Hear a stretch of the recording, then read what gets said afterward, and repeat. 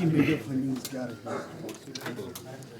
इसमें state finances में हमको ये कहना है कि बोरोइंग्स जो हैं स्टेट की काफ़ी बढ़ गई हैं और थोड़ी सी अनसस्टेनेबल होती जा रही हैं, क्योंकि बोरोइंग्स एज पर जो fiscal responsibility and budget management act है उनको प्रोडक्टिव पर्पसेस के लिए यूज़ करना चाहिए, लेकिन यहाँ पर बोरोइंग्स का यूज़ जो है वो पुराने जो लोन लिए हैं उनके रिपेमेंट के लिए हो रहा है और for financing the revenue expenditure. इस तरीके से स्टेट गवर्नमेंट इंक्रीजिंगली जो उनके पास ऑप्शंस हैं वो रिड्यूस होते जाएंगे और एक डिफ़िकल्ट फिस्कल सिचुएशन क्रिएट हो जाएगी।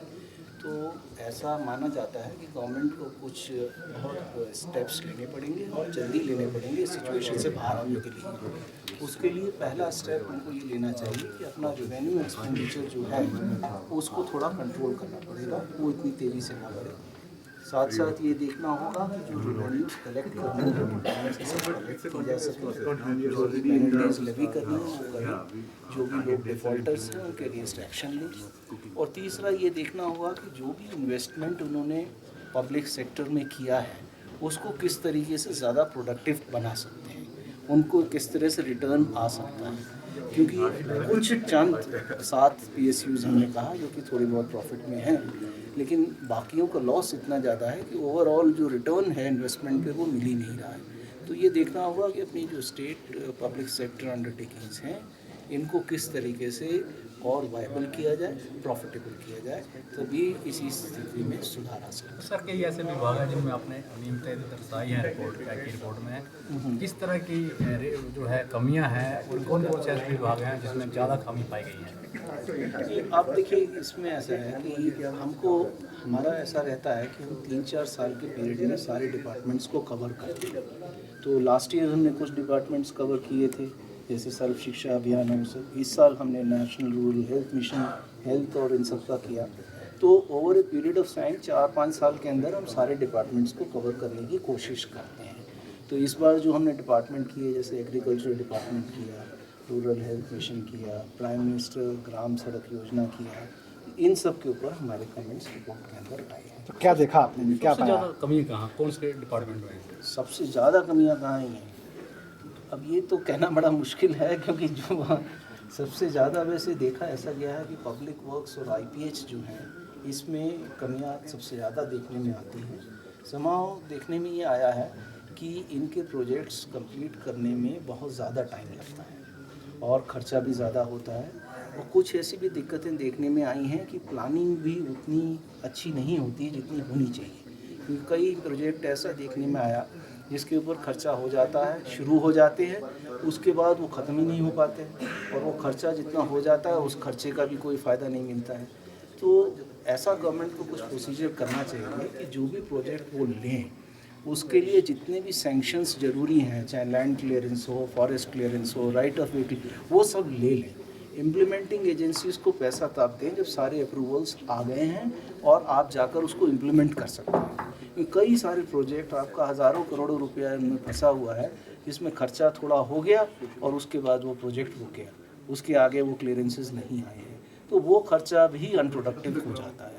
तो गवर्नमेंट को ये देखना है कि सिर्फ वही प्रोजेक्ट ले जो कंप्लीट हो सकते हैं, और उसमें जितने क्लियरेंसेस हैं वो एक बार में ले लिए जाएँ, ताकि वो अपना सारा प्रोजेक्ट कंप्लीट कर सकें एक टाइमली मैनर में। जो सेंट्रल स्पॉन्सर्ड स्कीम है उनकी इम्प्लीमेंटेशन जो है वो कहाँ तक ठीक देखते हैं आप? नहीं, अब हमने जैसे नेशनल रूरल हेल्थ मिशन देखा है यहाँ पर, देखिए हिमाचल प्रदेश में ये मानना पड़ेगा कि लोग नेचुरली ही स्वस्थ ज़्यादा होते हैं। तो अगर आप नेशनल पैरामीटर्स से उसको कंपेयर करेंगे तो लगता है कि बहुत अच्छा है, लेकिन ऐसा है कि हर चीज़ के ना बहुत नॉर्म्स होते हैं। यहाँ पर हुआ क्या है कि इन्होंने प्राइमरी हेल्थ केयर सेंटर और कम्युनिटी हेल्थ सेंटर बहुत खोले हैं ऑल ओवर, लेकिन जितनी रिक्वायरमेंट थी पॉपुलेशन के हिसाब से उससे भी ज़्यादा खुले हुए हैं अगर देखा जाए स्टेट में। तो अब उन सब चीज़ों को मैन करने में मैन पावर उतना, ना स्पेशलाइज्ड डॉक्टर्स हैं ना सपोर्ट वर्कर्स हैं। तो अगर आप हॉस्पिटल खोल दीजिएगा और वहाँ पर डॉक्टर नहीं होगा या हेल्थ वर्कर नहीं होगा तो वो सर्विसेज तो अपनी नहीं रेंडर कर पाएगा। तो हमको ये देखना है कि हम कितने इफेक्टिव तरीके से काम करते हैं। ज़्यादा हॉस्पिटल खोलना, ज़्यादा स्कूल खोलने से ज़रूरी नहीं है कि हमारी सिचुएशन बहुत अच्छी हो जाएगी। जो भी खुले वो कितना अच्छा काम कर रहा है उसके ऊपर ज़्यादा ध्यान देना चाहिए ताकि वो इफेक्टिव तरीके से अपना रिजल्ट दिखा सके। सर, सरकार का घाटा लगातार बढ़ रहा है, क्या कारण लगता है, क्या कमियाँ कहाँ दिखते हैं जिसकी वजह से घाटा बढ़ रहा है? सरकार, मुझे ऐसा लगता है कि वो अपना खर्चा जो है वो कंट्रोल नहीं कर पा रही है। रेवेन्यू एक्सपेंडिचर जो है वो बहुत तेज़ी से बढ़ रहा है। अब आप देखिए, अब पे कमीशन आने वाली है। अब जब सेंट्रल में पे कमीशन इम्प्लीमेंट होगी तो स्टेट की में भी पे कमीशन इम्प्लीमेंट करनी होगी। तो इन सब चीज़ों का जो इफेक्ट है वो आपके खर्चे में पड़ेगा, रेवेन्यू एक्सपेंडिचर आपका और बढ़ जाएगा। तो आपको ये देखना है कि कोई भी डिपार्टमेंट या कोई भी वो है उसमें कितने लोगों की आवश्यकता है काम करने के लिए। कुछ जगह ऐसा देखा गया लोग हैं ही नहीं, और कुछ लोग जगह ऐसे देखा जाता है कि जितने होने चाहिए उससे ज़्यादा है। तो पहले आपको ये देखना पड़ेगा कि कितने लोग चाहिए इफेक्टिव काम करने के लिए, और अपने एम्प्लॉयमेंट जो है उसको इनडिस्क्रिमिनेटली नहीं बढ़ाना होगा।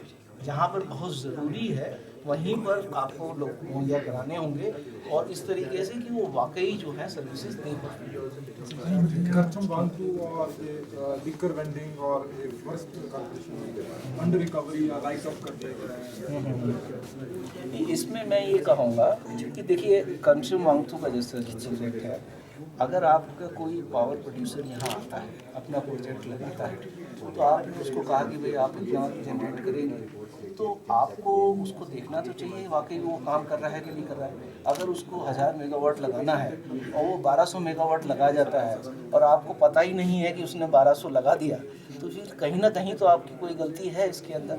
आपको ये देखना है कि जब भी आप प्राइवेट सेक्टर के साथ एसोसिएट होते हैं तो ये नहीं है कि आपका कोई रोल नहीं है, आपका रेगुलेशन का रोल रहता है। आपको ये देखना है कि हमारा जो एग्रीमेंट हुआ है वाकई वो उस तरीके से काम कर रहा है कि नहीं कर रहा है, और नहीं कर रहा है तो फिर हमको क्या करना है उसके लिए। ये नहीं कि कोई बताएगा आपको, उसके बाद आप जाके देखेंगे फिर ये क्या हुआ, फिर उससे रिकवरी में एक लंबा प्रोसेस होगा।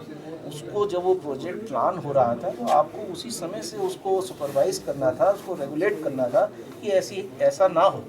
तो वो नहीं हो पाया, तो कहीं ना कहीं स्टेट गवर्नमेंट से वहाँ चूक हुई है, और उनको ये चाहिए कि जब भी इस तरीके के प्रोजेक्ट आए उसमें अपने स्टेट के इंटरेस्ट को कैसे सेफगार्ड करना है उसके लिए एक मैकेनिज्म हो, और उसको बड़ी तत्परता से किया जाए कि इस तरीके की चीज़ें ना हो।